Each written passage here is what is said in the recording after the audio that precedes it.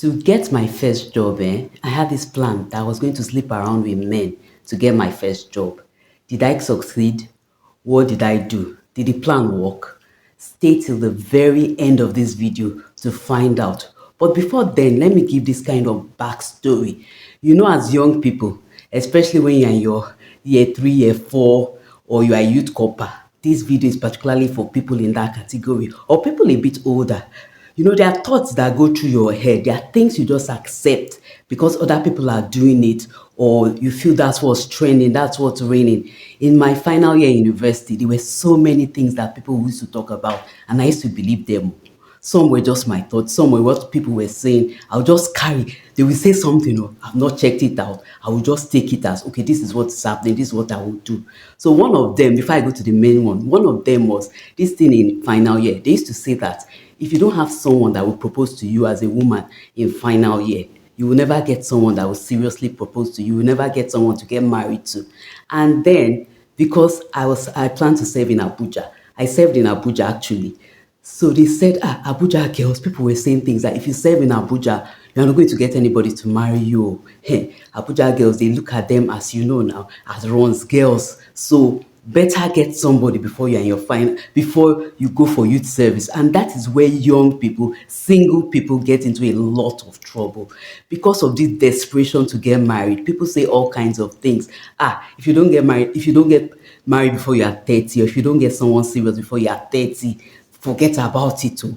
You'll be expired. So as a result of this, you see girls taking desperate situations, women taking doing desperate things, being in desperate situations, all to just keep a man or to make someone propose to them, accepting a lot of crap. Please don't do that thing. There are a lot of things, there are a lot of thoughts you have. I call those thoughts strongholds. There are a lot of things you learn from what you watch, movies you watch, people you associate with, your so-called friends. They give you so much bad advice and you accept it and you think it's a norm. Please, if you're in that category, don't even go there. So in final year, hey, they'll say things like, hey, better get proposal. Oh. So one guy came to me and he was like, see you, like, I'm doing you a favor. He was in a school before, then he graduated. He was in the university I attended, then he graduated. Then he came when I was in final year, he came to do his master's. So he now said, like, I'm doing you a favor. I'm interested in you. Better, let's get engaged before you graduate or it will be hard for you. You know, he had this air around him like, I'm doing you a favor. And I kind of was stubborn. I'm not advising anybody to be stubborn, but I was kind of stubborn at that point. And I was like, I don't care, even if I don't see somebody serious, and I boned him.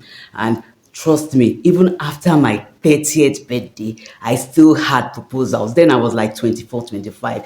Even after my 30th birthday, I had serious proposals, even though I wasn't even so interested in marriage by that time in my life. It's in one video.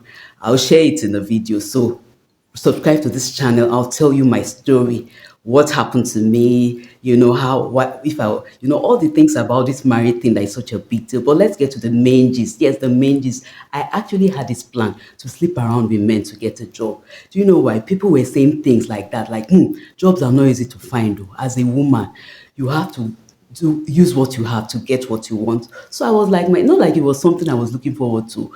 But I said to myself, since this is what everybody they are doing, let me just kukuma join them and start, and I will sleep around before I get a job. I must get a job now. I must work. So that was something in my mind. I didn't really discuss it with anybody, but it was something I planned. And guess what? This God is so merciful.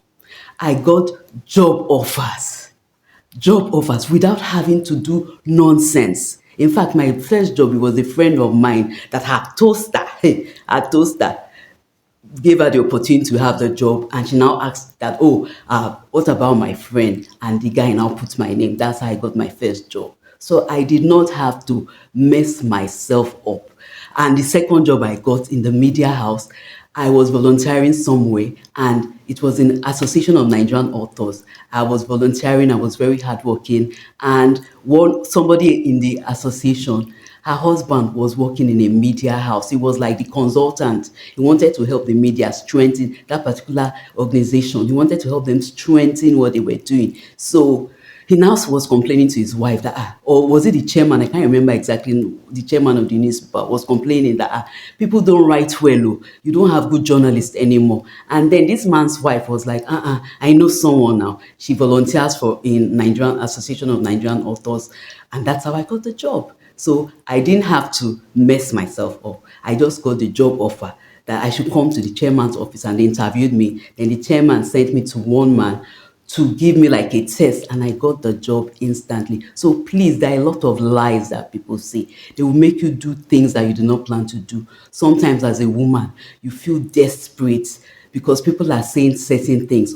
You now go and do certain things that you will not get this till you do this. That is a lie. Please don't listen to those lies from the pit of you know where. And for males, sometimes they tell you, oh, you have to do Yahoo, Yahoo, you have to do this, you have to do this to be successful. No, don't do that. If you have a job and people are pressurizing you that for you to be comfortable, you need to compromise, you need to take a bribe, you need to ask for bribes and all that, please don't do that. There's something you can do legitimately. You do the thing, you will make your money, people will respect you, people will be blessing you. Do you know you can have money and people will be blessing you for having money?